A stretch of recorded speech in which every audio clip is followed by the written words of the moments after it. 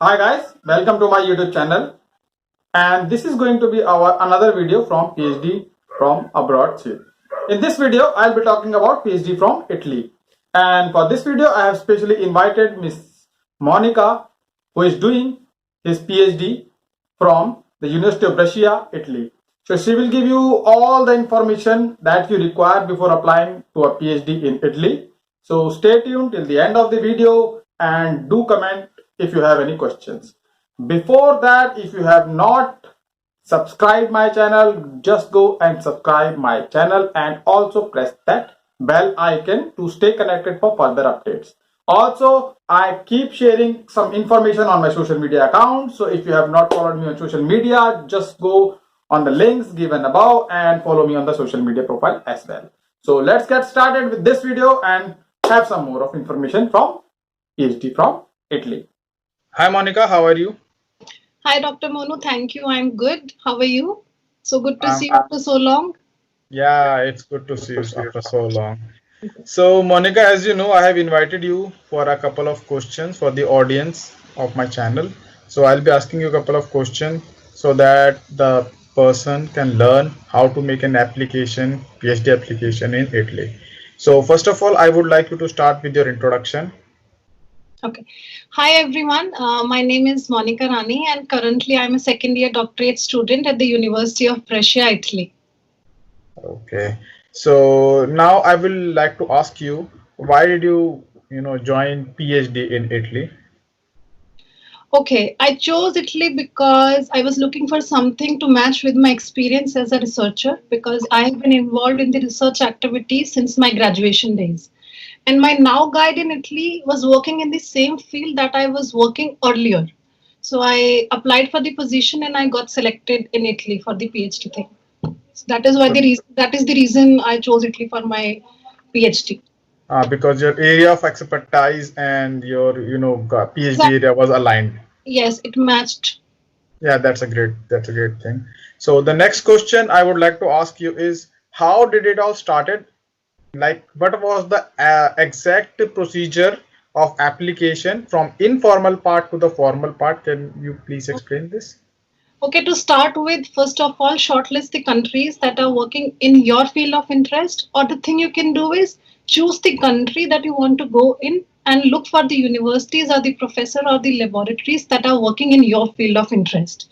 Then especially make a note of the application process, that when is it starting and when is it ending, so that you have enough time to prepare for yourself and emailing the professors over there or the lab assistants over there, so that you have a better chance of getting selected.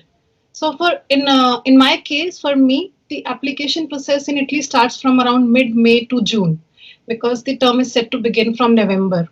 So what I did was I did a thorough research of the professor, and I emailed her, and she gave me a good supervision, and she asked me to fill the form, and she asked for my CV also. And after looking at my CV, she asked me to fill the application form. So I would suggest everyone that you should email the professors of the laboratories that you want to work with prior to the application process, so that you have a good chance of getting selected. Now, talking about the formal part, I was supposed to choose a topic and write a research proposal given in the list. There was around 10 topics given in the list, and I had to choose one topic out of that, and I had to submit a research proposal in the given time frame. And usually, you get a month to submit that thing. And in accordance with that, I was supposed to also submit my CV as the formal part. Informally, I sent it already, but formally, I had to submit research proposal and the CV in the first stage. You are marked on the basis of those two things. And after you are shortlisted, the second stage is the Skype interview. And the Skype interview, can last from like 10 minutes to 15 minutes to an hour or so. And my Skype interview lasted only for 8 minutes and 29 seconds, so that was quite fast. So I was not sure that if I'm going to get selected or not, but luckily I got selected. Yeah, that's good to hear. So the next question itself is the list of documents that you require to put in the application package. So what are the documents you have to upload for the application package? Okay, for a PhD abroad, I would tell everyone that keep your passport handy during all the time, because you would need your passport during the time of interview and during your application process. So Okay. first one is your passport, then comes your CV, the mark sheet of your highest qualifications, then letter of recommendation, then Mhm. declaration of value that is obtained from the embassy of the country that you are applying in, and the apostilled documents are a must, which is the authorized mark sheet from the HRD and the Ministry of External Affairs and by the embassy of the country you're applying in. So Okay. these are the documents that you need to attach with your application. Okay. The next question is, do you require any kind of English language test or GRE for a PhD in Italy? No, no, no, no. For PhD in Italy, you do not require such tests, not at all. You Okay. just simply fill your application form without giving such stress like TOEFL or IELTS. But just to add on, for masters, if you want to go, you have to give such tests. But for PhD, no. Okay, okay, that was good. So you said your interview is around like 8 minutes. So what do you think is the basic criteria for selection? So what do you think is the thing that matters the most, whether it is grade, experience, or papers, because you already had experience of 1 year and a half year, and you have already have good grades. So what do you think is the parameter that matters the most in selection? Okay. So talking about the grades, I will tell everybody that I was not the top scorer of my batch. I was in the middle line, students, middle scoring students in my masters, but I have a strong CV in the terms that I had a good research experience. I worked in the national lab in my country, and then I was always involved in the extracurricular activities. So it made my CV stronger. You have to balance it out. Either you are a top scorer or you're an average student, but with a strong CV of your research experience in the extracurricular activities. So for me, I think research experience and the internships that you do. I did two internships during my master's program. So the internships and the research background that you have, and I would tell everybody that for the international PhD, just don't go for grades. Don't go for grades. You have to add on to your CV in terms that how will you survive there. Not marks are not only the criteria. Yeah, that would I would also like to agree on that part, especially on the extracurricular thing, because last time when I met a couple of Nobel laureates in the Nobel laureate meetings, so I also asked them, what do you see in the CV of a student? So they said it's not only the academics that matters, but we also look for the extracurricular things, because the True, true, true. person has to be adaptable and he could adjust in the lab and see some kind of things. Yes, So yes, survival of the fittest. so I would like to emphasize the audience, if you have done any good extracurricular thing, just made it in the CV, write in the CV, that is a good part. So now coming to the most important thing is about the fellowship and the tuition fees. What is the average fellowship in the Italy, and how much is the tuition fees? Is there any? Okay, it depends on which part of Italy you are in. I am residing in North Italy, like it's the place Brescia is near Milan. If you Okay. are getting admission in Milan, you will get around 15,000 euros to 20,000 euros per year. It Okay. depends on the cost of the living of the city. I live in Brescia, so I get around 13,000 euros per year, approximately after cutting the taxes over there. So Mhm. which is a good amount. And talking about the tuition fees, it's only merely 156 euros, that is equivalent to 12,000 rupees per year. Okay, so that's a good thing. So the question is, what is the average cost of living? Like you said, you live in Brescia, which is near Milan. So what is the average cost of living? The average cost of living, see, I live in a hostel. Okay. I live in a hostel, and my room is quite actually big. And again, the rent of my hostel is only 12,000 rupees. And I would appreciate if you can just say everything in euros.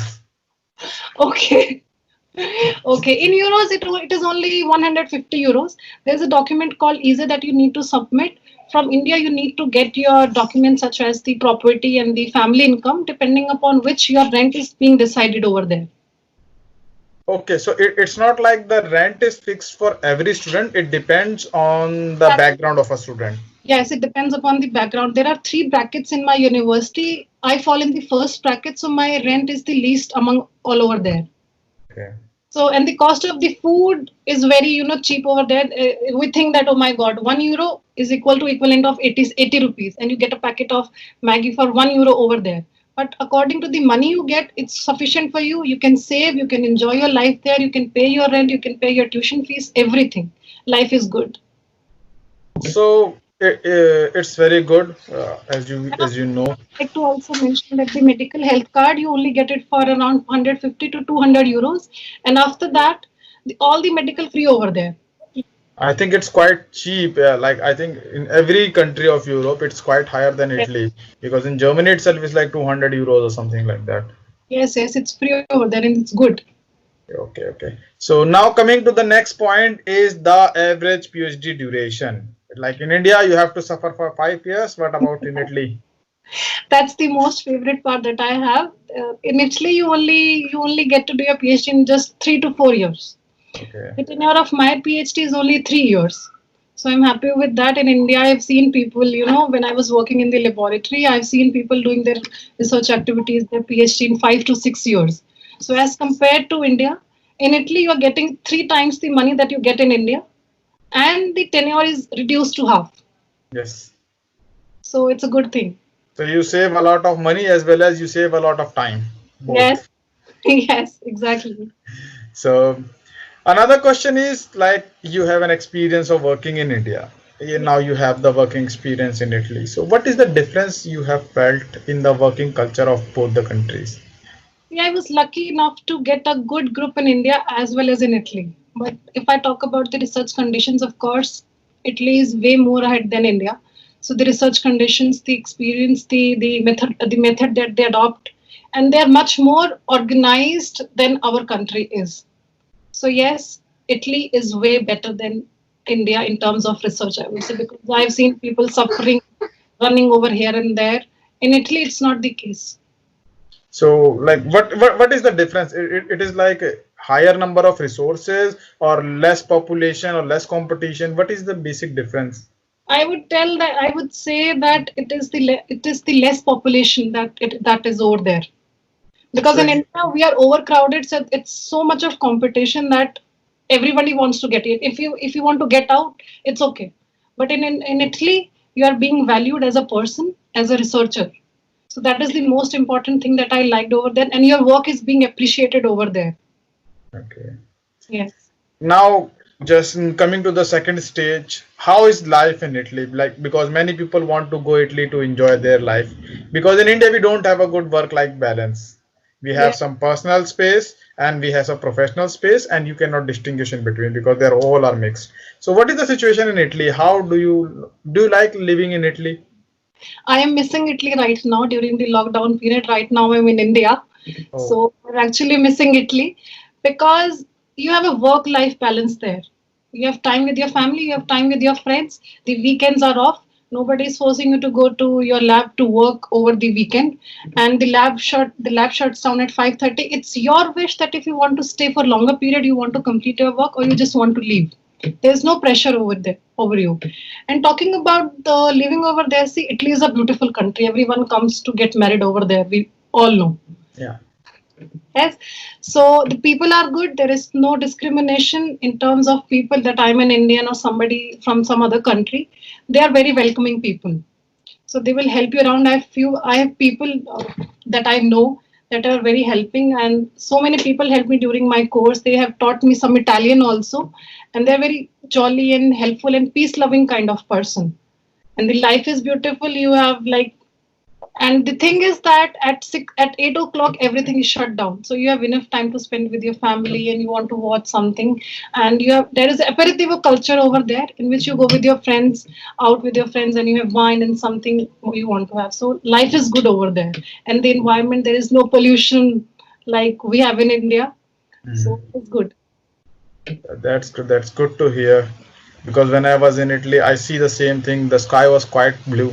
You can see Yeah, the blue sky, and there is some essence in the air. I think like it is something is cooking or something like that. Then I felt it is everywhere, and it was just like the fresh air you feel. I Just share the, of course, how can I forget about the pizza? yeah, the pizzerias, Yes, the pizzeria. pizza area, exactly. Okay, so the next question itself you have answered. I was going to ask about the racism and discrimination. So all the people are here. I will let to tell you. she's already told there is no discrimination and racism in I Italy. think is even if you're in India, you face some kind of discrimination. It depends on what kind of person you are. If you're a happy person, you get to meet happy person. If you're a sad person, you Mhm. spread sadness around and nothing else. I'm a jolly kind of person, so I think everybody is a jolly kind of person and peace loving person. So you stay happy, just get over the stress. And don't think PhD is a stress. It's a good thing to do. Yes, indeed. If you are not in India, then If only. you're not in As India. situations are quite, different in Indian scenarios. So next on the, second last question I would like to ask is, do you have any suggestions for the people who are, preparing for application in Europe? What kind of suggestion you would like to give them? I would tell everybody that you just don't need to lose hope. If you're not getting selected in one university, you apply for the second, for the third, for the fourth university, and you apply for more than one departments. In more than one departments, I applied for three departments in the same university, and I got shortlisted for two, and I got selected for two. So apply for as many universities you can, apply for as many departments as you can, and do some extracurricular work, because I've seen people only being like bookworms for PhD. No, it's not the case. You have to be active in life and in work. That is the thing, because they are not looking for some bookworms to, they are looking for some people who are active in life and who can survive over there and can adapt to the situations there, and marks cannot get you that. Okay. Yes. So that was good. So if you are going to Italy, then you should know. Last question, I forgot the last question. What are the benefits of being a student in Italy? Because being a student has many benefits across the Europe. Yes. You get a student card to travel, you get a student card to eat in the restaurants, you get a student card for the medical healthcare situations, everything, and you get a discount everywhere. And of course, So I would like to mention that in the second year and third year of PhD, you get enough funds to, fund your conferences, workshops, and everything. So for the students, it's good. And the cost of living for student is also less. yes, you get a lot of discounts on supermarket, pubs, bars, wherever That, you go, that, travel, everything there is a discount. that, And besides, there is a interesting fact is if you do your PhD from Europe, any place, you can visit whole Europe because you do not need any kind of visa. Yes, you don't need any kind of visa. Exactly. Exactly. And I would also make a point that if you're searching for universities, because in our country you need net. I have not cleared net until now.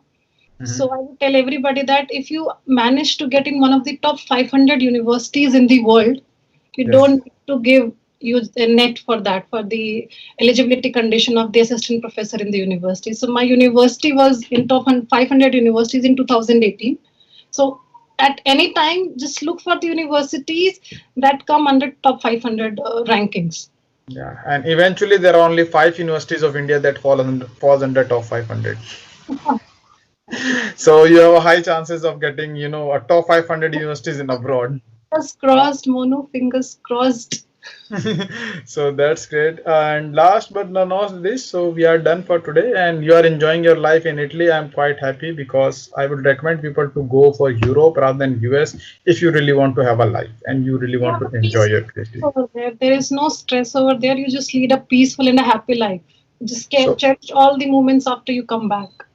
So that's all for today. If there would be any other comments, I will come to you for clarifications. Sure, sure. So first of all, I would like to thank you for your time and thanks for your suggestions so that people can learn a lot. I and many people have suffered a lot, so people can learn from our mistakes and from these information so that they can get in a better place.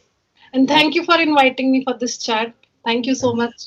And I wish Okay. you all the best in future, Dr. Monu. Thank you. Oh, okay. Thank you very much, Monica. So Thank let's meet at some place somewhere else. In the world.